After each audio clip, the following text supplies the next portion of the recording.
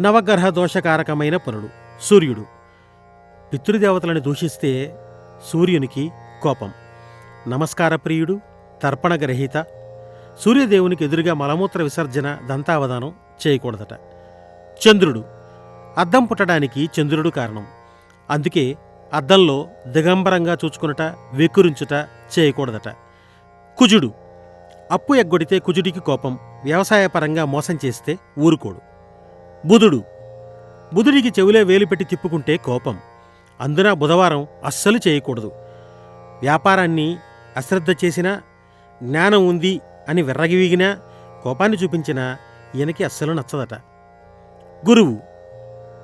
సర్వశాస్త్రములు తెలిసిన గురువు బృహస్పతి. ఎవరైనా గురువుని కించపరితే గురుదేవునికి ఆగ్రహం కలుగుతుంది.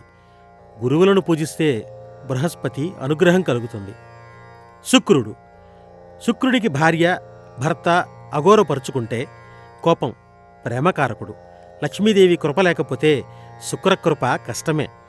అమ్మకి శుచి శుభ్రత లేని ఇళ్ళు, మనుషులు నచ్చరు. గొడవలు లేని ఇల్లు చాలా ఇష్టము. శని. శనికి పెద్దల్ని కించపరిచినా, మరుగుదొడ్లు శుచిగా లేకపోయినా చాలా కోపం. తల్లి తండ్రిని చులకన చేసినా సహించడు. సేవక వృత్తి చేసిన, సేవ చేసిన వారిని కాపాడతాడు. రాహు. రాహు వైద్య వృత్తి పేరుతో మోసగించినా, సర్పాలని ఏమైనా చేసినా ఆయనకి కోపం కలుగుతుంది. ఈయన భ్రమ మాయకి కారణం. కేతువు. జ్ఞానం ఉండి కూడా పంచడానికి వెనకాడిన మోక్షకారకుడైన కేతువుకి పెద్దల మరణానంతరం చేయవలసిన కార్యములు చేయకపోతే కోప్పడతాడు. ఈయన జాతకంలో బాగోలేకపోతే పిశాచ పీడ కూడా కలుగుతుంది.